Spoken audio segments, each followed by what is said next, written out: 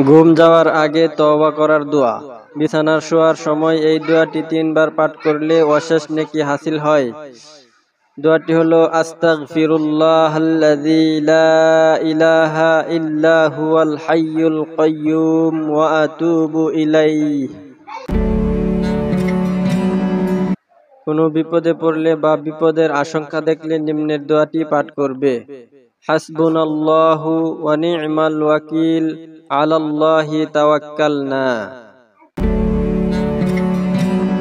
কবর জিয়ারতের দোয়া। কবরস্থানে গিয়ে নিম্নোক্ত দোয়া পাঠ করতে হয়। আসসালামু আলাইকুম ইয়া আহলাল কুবুর মিনাল মুমিনিনা ওয়াল মুমিনাতি ওয়াল মুসলিমিনা ওয়াল মুসলিমাত, ইয়াগফিরুল্লাহু লানা ওয়া লাকুম আনতুম সালাফুল লানা ওয়া নাহনু বিল আসার। বড় 3টি বিপদ হতে মুক্তির দোয়া। ফজরে ও মাগরিবের নামাজের পর এই দোয়া 3 বার পাঠ করলে সে বড় 3টি বিপদ হতে নাজাত পাবে। 1. অন্ধ হবে না। 2. কুষ্ঠগ্রস্ত হবে না।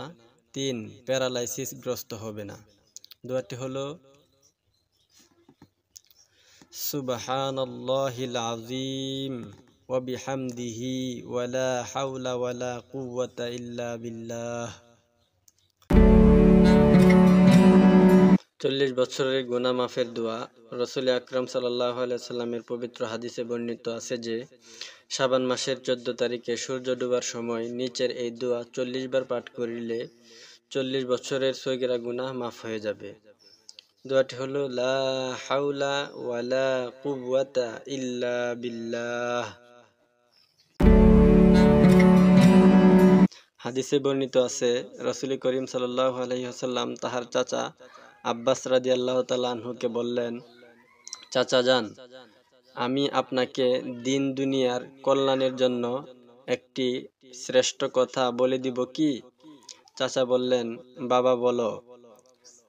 আপনি সব সময় এই দোয়া পড়বেন, সুবহানাল্লাহি ওয়াল হামদুলিল্লাহি ওয়া লা ইলাহা ইল্লাল্লাহু ওয়াল্লাহু আকবার।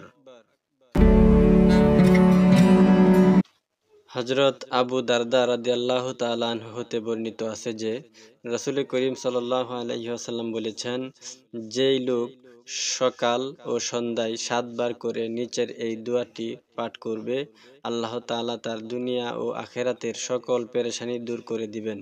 দোয়াটি হলো এই, হাসবিয়াল্লাহু লা ইলাহা ইল্লা হুয়া আলাইহি তাওয়াক্কালতু ওয়া হুয়া রাব্বুল আরশিল আযীম।